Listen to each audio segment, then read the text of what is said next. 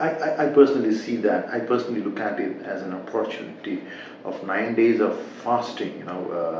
So it's basically sacrificing your pleasurism, yeah, sacrificing your pleasurism and taking a deep dive into purity.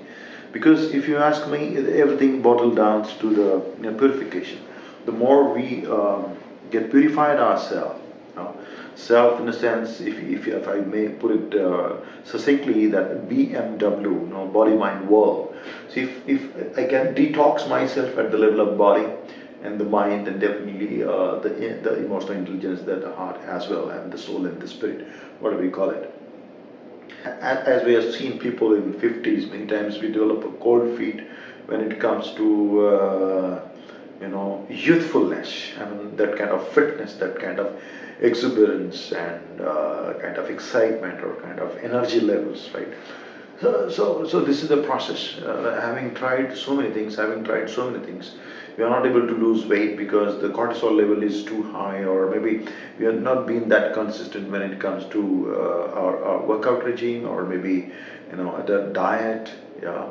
So sometimes we don't see the results because we don't fast enough. And I don't know, those who practice, I personally do that for 3 months, and then I take a break. 3 months is like I do for 16 8 hours fasting. That is 16 hours of intermittent fasting and 8 hours of eating window. So this really helps me, and most of us are aware now that fasting has humongous benefit, tremendous benefit.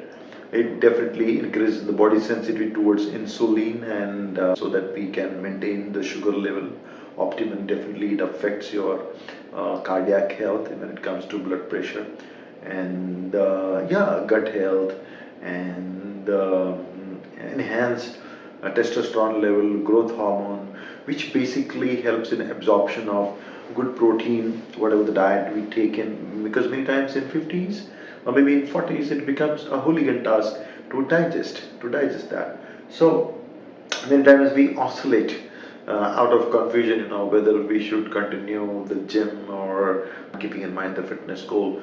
And this is such a great kickstart towards winter, because we are in October now, and slowly the weather will become so pleasant and so favorable, so that we work out, and we can see the noticeable change, and whatever we eat, it's easy to digest, isn't it so? So I hope we remember that an artisan, an architect, an artist is trying to make an idol out of some mold, and he sensitized the deep philosophy of life, that an idol was already there. What he did is he just tried to chip out whatever is not needed, the unwanted stuff. He's trying to delayer. He's chipping out that. So he's with us when it comes to purification. When it comes to the biochemistry in our brain and maybe in our body. So we need to detox that. We need to get rid of that, and then whatever is there is pure health, right? And in spiritual context also, whatever there is, that ever pervading, lurking divine energy within all of us, and we are nothing but the divine energy from where we have appeared, and we are going to disappear in that, yeah. Fasting is not about the food. Fasting is at all levels of a being. That's basically intellectual, emotional, and the spiritual level also. We need to observe the patterns when it comes to our intellect, or thinking patterns. What are those thoughts which we are used to? We are habituated to it, and we keep on getting into the same bad habit. And I keep saying that any habit which becomes a barrier in your career is basically a bad habit. So many times we have that intellectual patterns. We keep on having the same logic, and we don't challenge that logic, and therefore we don't move. We don't have that quantum leap from good to great. We get stuck. We get stagnated there. So same is with the emotional pattern. We have seen some people every now and then they get angry. So anger management is an issue. And then we have to look at what are the deeper cause when it comes to anger. Is it an ego, or it's some kind of frustration, or it's some kind of unlived passion or dream which you're not able to fulfill because of your obligation or responsibility towards your family and for you. So emotions we have to look at. Many times we people we tend to give up very soon. We are not consistent.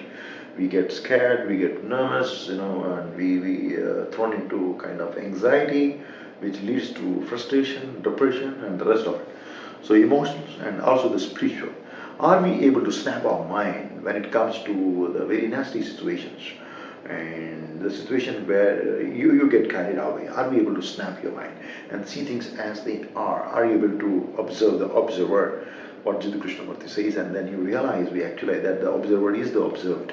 Well, I'm not going to get into it, but let's mitigate the negativity, let's meditate on the positivity, and let's try to mutate. The transformation from good to great. Challenge ourselves. Challenge, change, and champion is one singularity for me. Wish you all a very happy Navratra. Thank you very much. Bye-bye. Take care.